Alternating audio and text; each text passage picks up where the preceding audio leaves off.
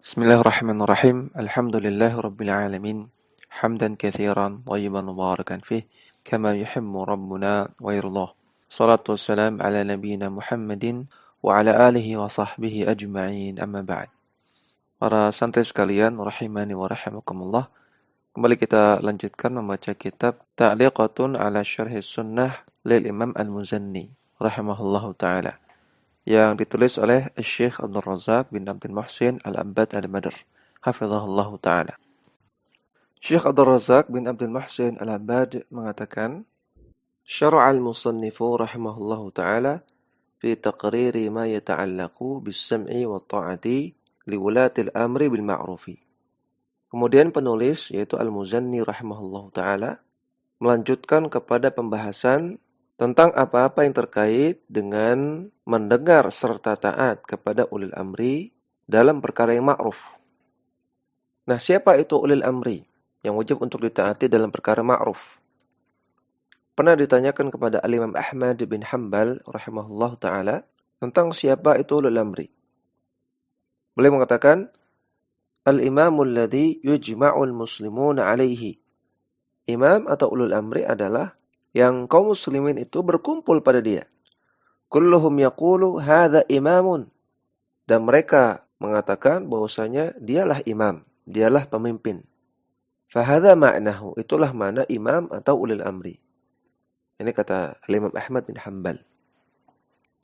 Maka ulil amri adalah orang yang diketahui oleh kaum muslimin di suatu daerah bahwasanya dia sebagai pemimpin. Dan tentunya dia muslim. Apakah itu presiden, apakah itu raja, perdana menteri, atau siapapun.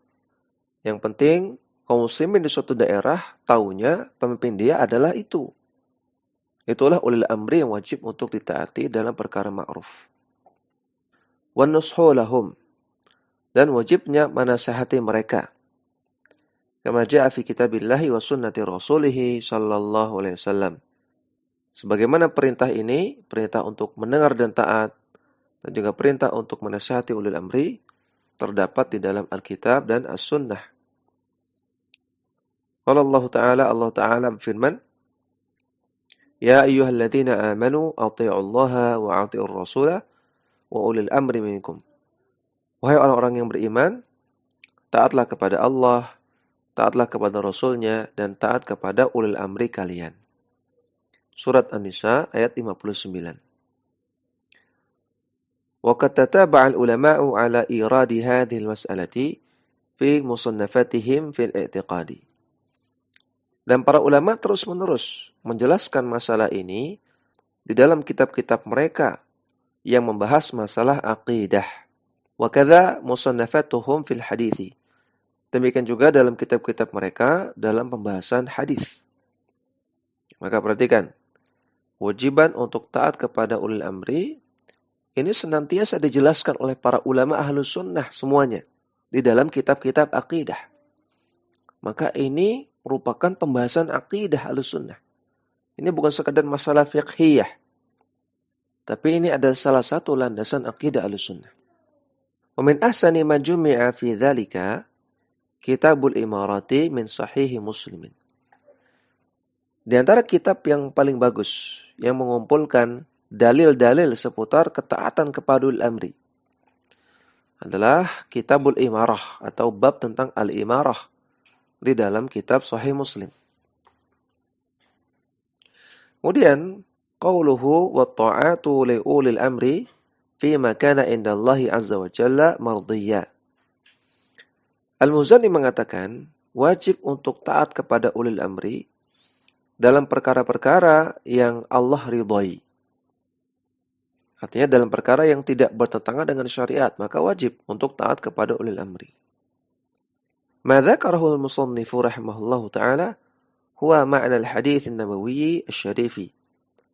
Apa yang disebutkan oleh Al-Muzanni tersebut adalah semakna dengan hadis Nabi yang mulia. Yaitu beliau bersabda, innamat ta'atu fil ma'rufi. Sesungguhnya ketaatan itu hanya dalam perkara yang ma'ruf, perkara yang baik. Hadis sahih riwayat Bukhari Muslim.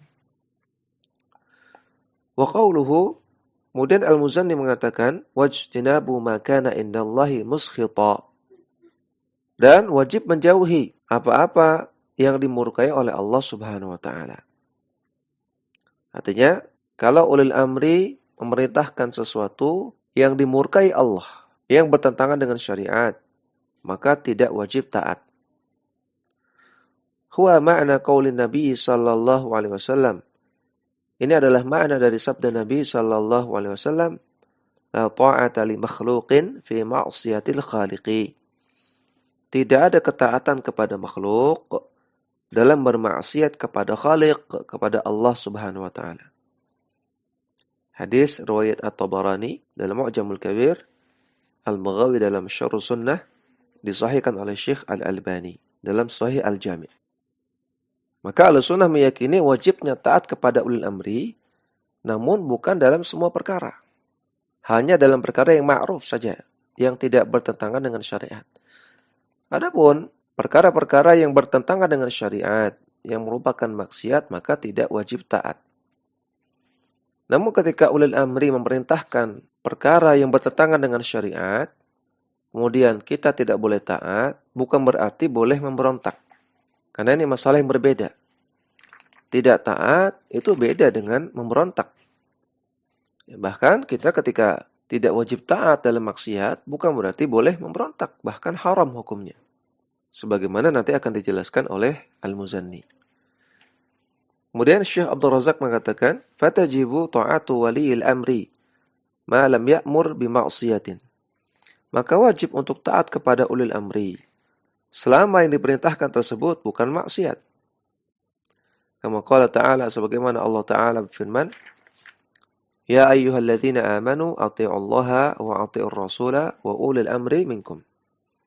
Wahai orang-orang yang beriman, taatlah kepada Allah dan taatlah kepada Rasulnya dan taatlah kepada ulil amri kalian. Walil hadithi al-mutaqaddimi. Dan juga berdasarkan hadis yang tadi sudah kita sebutkan. Fa in amara al-hakimu bima'siyatin fala yusma'u lahu. Maka kalau seorang hakim, kalau seorang pemimpin memerintahkan untuk melakukan maksiat, maka tidak boleh didengar dan tidak boleh ditaati. Bal yajibu ayyu'sa fi hadzal amri. Bahkan wajib untuk menyelisihi dia, wajib untuk menentang dia dalam masalah tersebut yang merupakan maksiat. Walakin la yushra'u al-iftiyatu alaihi wal khuruju li ajli hadhihi al-ma'siyati kama sayati. Namun tetap tidak disyariatkan untuk menghilangkan ketaatan dalam perkara lain. Dan juga tidak disyariatkan untuk khuruj, untuk memberontak. Karena sebab adanya maksiat dari ulil amri tersebut. Kama sayati, sebagaimana nanti akan dijelaskan. Ya, sekali lagi, ketika ulil amri memerintahkan maksiat, tidak boleh taat.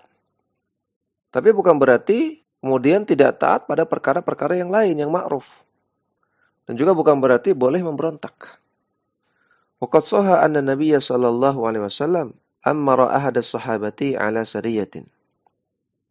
Dalam hadis yang sahih, bahwasanya Nabi sallallahu alaihi wasallam menyerahkan kepemimpinan kepada seorang sahabat untuk membawa sebuah pasukan, sebuah sariyah. Fasta'mala rajulan minal ansari. Maka Nabi serahkan kepemimpinannya kepada seorang laki-laki dari kaum Ansar. Wa amarahum ayyuti'uhu. Kemudian Nabi SAW perintahkan mereka untuk taat kepada pemimpin pasukan tersebut. Faghadiba. Kemudian di tengah jalan, dalam perjalanan, si pemimpin pasukan tersebut marah kepada pasukannya. Faqala. Kemudian dia mengatakan, alaysa amarakum an-nabiyyu sallallahu alaihi wasallam an tuti'uni. Bukankah Nabi sallallahu alaihi wasallam perintahkan kalian untuk taat kepadaku? Qalu bala. Pasukannya mengatakan, iya betul. Qala fajma'u li hataban. Kata sang pemimpin, kalau begitu kumpulkan kayu bakar. Fajma'u. Kemudian pasukannya mencari kayu bakar dan mengumpulkannya. Faqala auqidu naran. Kemudian sang pemimpin pasukan mengatakan, sekarang nyalakan api. Fauqaduha. Kemudian pasukannya menyalakan api. Faqala udkhuluha. Kemudian sang pemimpin mengatakan, ayo kalian semua masuk ke dalam api tersebut. Fahammu, maka mereka pun menjadi ragu. Wa ja'ala ba'dhum yumsiku ba'dha. Dan mereka saling mencegah satu sama lain supaya tidak masuk ke api, karena nanti bisa terbakar, bisa mati. Wa yaquluna, dan para pasukan mengatakan, fararna ila Nabi sallallahu alaihi wasallam minan nari. Kenapa kami disuruh masuk ke api? Justru kami pergi kepada Nabi sallallahu alaihi wasallam untuk meninggalkan nar, maksudnya untuk meninggalkan neraka. Yang mana nar bisa maknanya neraka, bisa maknanya api. Kenapa kamu suruh kami untuk masuk ke nar? Lawang kami saja mengikuti Nabi sallallahu alaihi wasallam untuk meninggalkan nar. Famazalu hatta khamidatin naru. Dan senantiasa keadaannya demikian sampai akhirnya api tersebut pun mati. Jadi singkat cerita tidak ada yang masuk ke api. Fasakana ghadabuhu. Dan sang pemimpin tadi pun akhirnya sudah reda kemarahannya. Fabalaghan Nabiyya sallallahu alaihi wasallam. Nah, kejadian ini sampai kepada Nabi sallallahu alaihi wasallam. Waqala, dan Nabi bersabda, "Lau dakhaluha ma kharaju minha ila yaumil qiyamati." Andaikan ada yang masuk ke api tersebut, maka mereka tidak akan bisa keluar dari api, maksudnya tidak bisa keluar dari neraka di hari kiamat. Ya, karena itu termasuk bunuh diri, enggak boleh.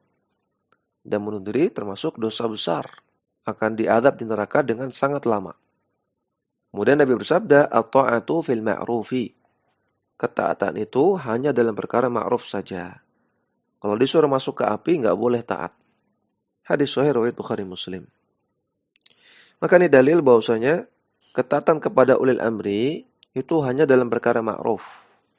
Kalau ulil amri memerintahkan perkara maksiat, perkara yang bertentangan dengan syariat, maka tidak wajib taat dan tidak boleh taat. Wajib kita kedepankan ketaatan kepada Allah dan Rasul-Nya.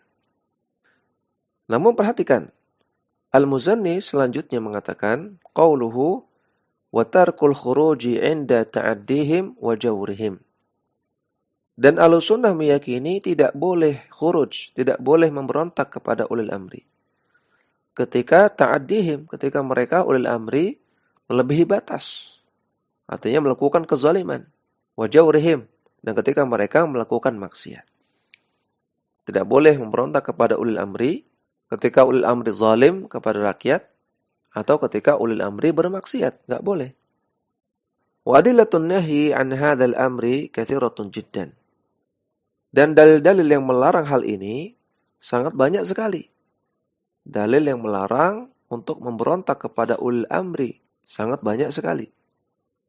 Minha qaulun Nabi sallallahu alaihi wasallam, di antaranya sabda Nabi sallallahu alaihi wasallam. Khiyaru a'immatikum alladzina tuhibbunahum wa yuhibbunakum.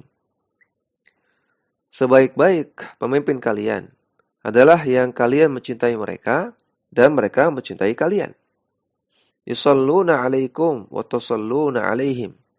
Mereka mendoakan kalian dan kalian mendoakan mereka, doa kebaikan. Wa syiraru a'immatikum alladzina tubghidunahum wa yubghidunakum. Dan seburuk-buruk pemimpin kalian adalah yang kalian benci sama mereka dan mereka pun benci kepada kalian. Wa tal'anunahum wa yal'anunakum. Dan kalian melaknat mereka dan mereka pun melaknat kalian. Qila ya Rasulullah, afala nunabidhuhum bisayfi.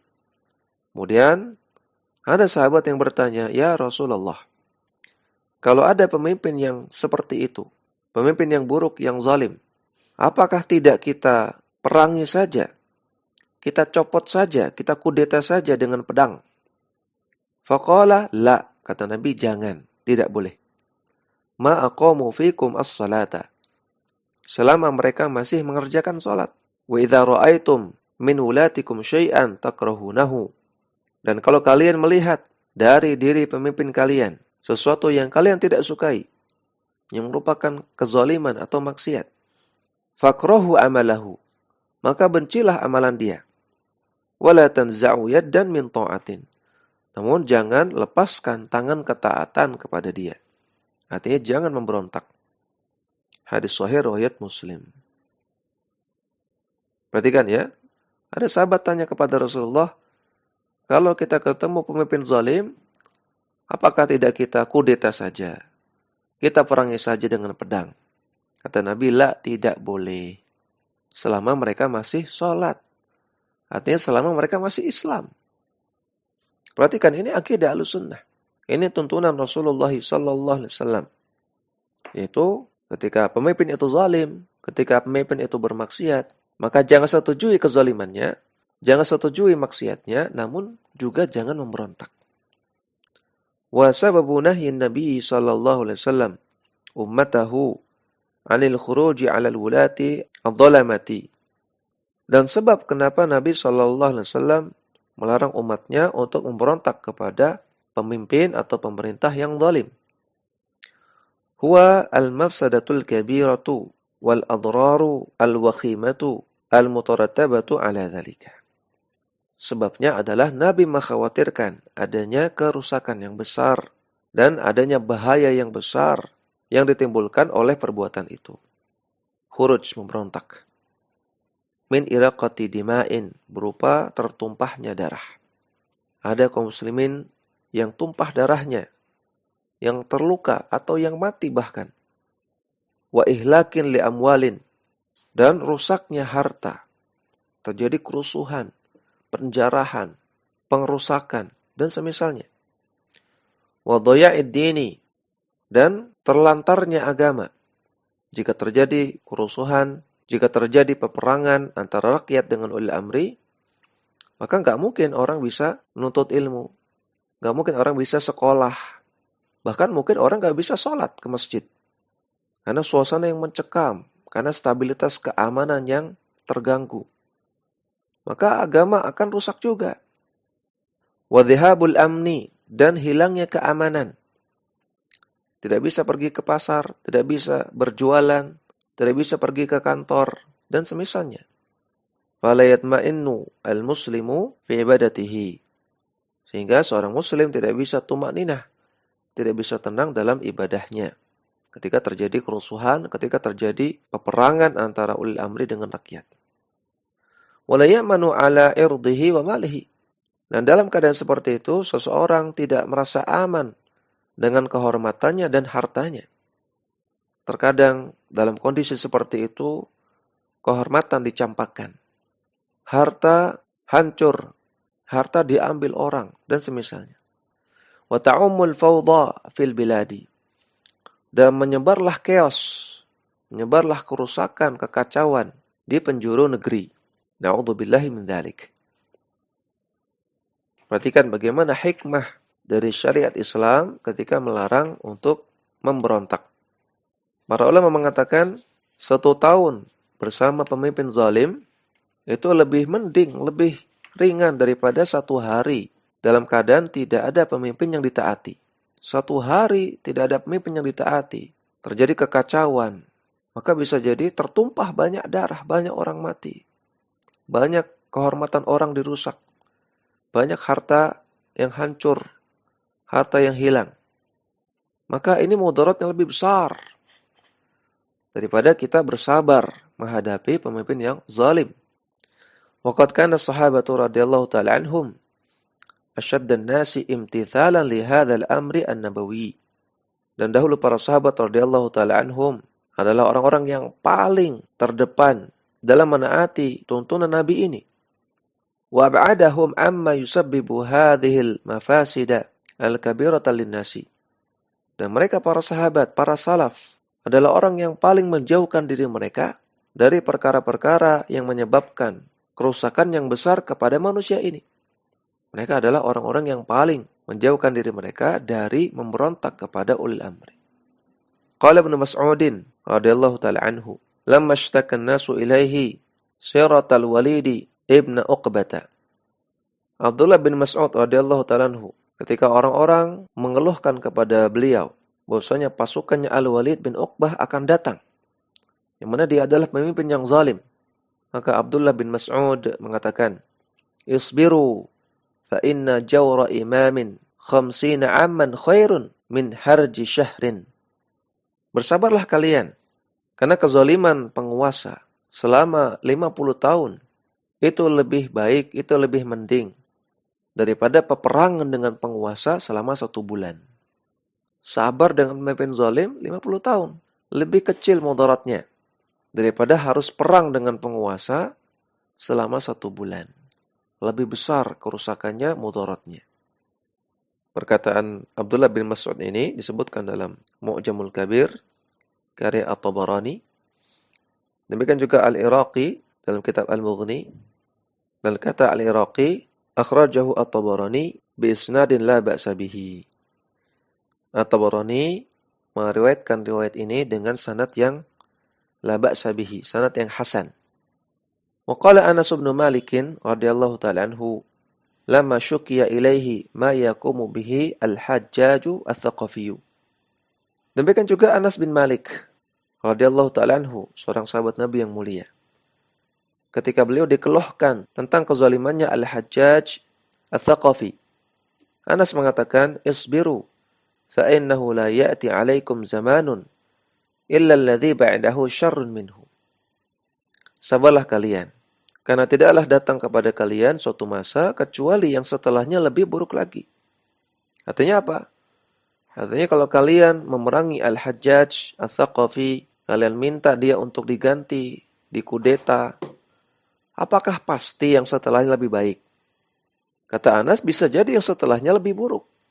Maka dengan yang ada sekarang, si Hajjaj ini bersabarlah. Hatta talqaw rabbakum. Akan demikian terus adanya sampai kalian bertemu Rabb kalian. Sampai hari kiamat. Ya, maka semakin jauh dari masa kenabian, semakin jauh orang dari kesalehan. Termasuk para ulil amri, termasuk para pemimpin. Semakin jauh dari masa kenabian, semakin sedikit pemimpin-pemimpin yang adil, yang saleh. Semakin banyak pemimpin-pemimpin yang zalim, yang ahli maksiat. Maka solusinya bersabarlah. Bisa jadi ketika diganti bukan tambah baik, malah tambah buruk. Sami'tuhu min nabiyyikum sallallahu alaihi wasallam. Perkataan ini aku dengar dari Nabi kalian sallallahu alaihi wasallam. Maka apa yang dikatakan Anas tadi sebetulnya adalah perkataan Nabi sallallahu alaihi wasallam. Hadis ini sahih riwayat Al-Bukhari.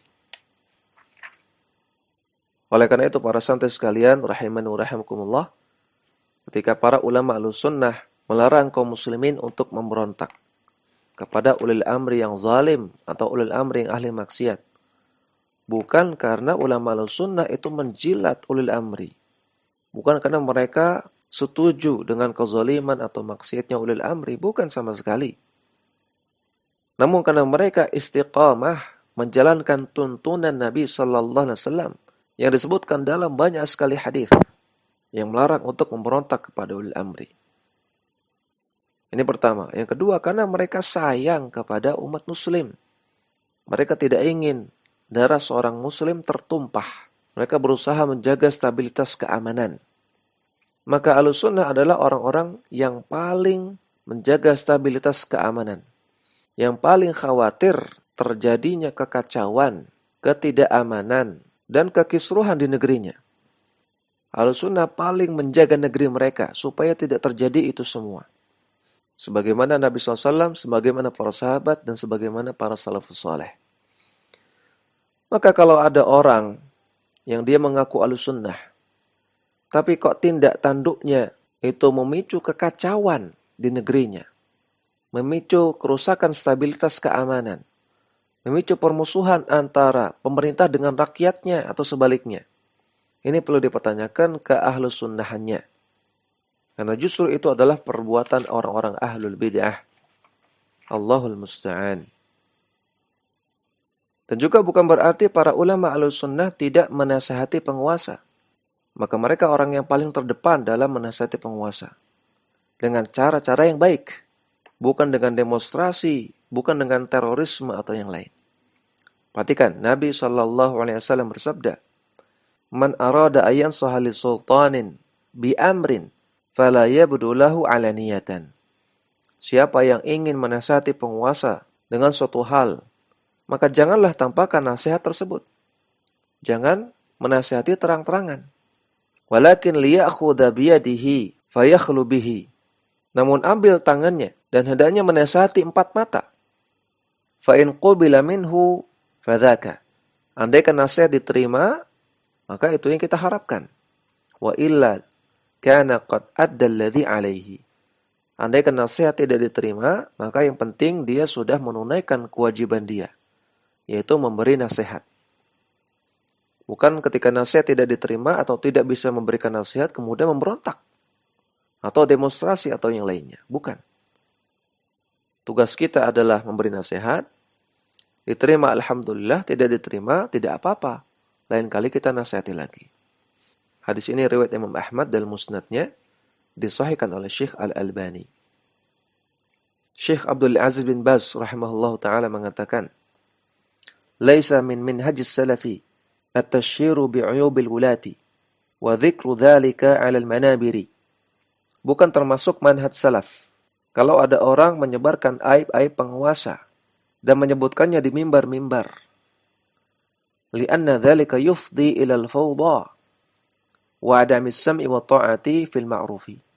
Karena perbuatan seperti ini akan mengantarkan kepada chaos, kepada kekacauan, dan akan membuat rakyat tidak lagi mau mendengar dan taat kepada pemimpinnya dalam perkara yang ma'ruf.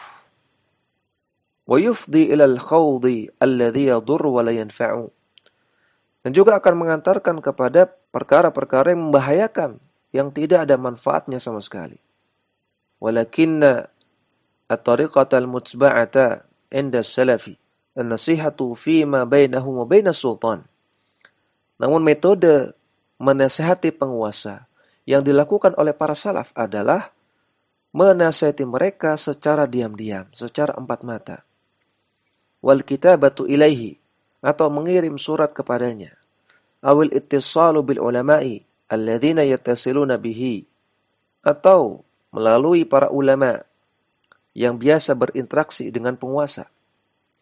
Hatta yuwajjiha ilal khairi, sehingga sang ulama ini bisa mengarahkan sang ulil amri kepada kebaikan. Ini nasihat dari Syekh Abdul Aziz bin Baz rahimahullah ta'ala. Dan ini yang bisa kita sampaikan, mudah-mudahan bermanfaat. Wassallallahu ala nabiyyina Muhammadin wa ala alihi wa sahbihi wasallam.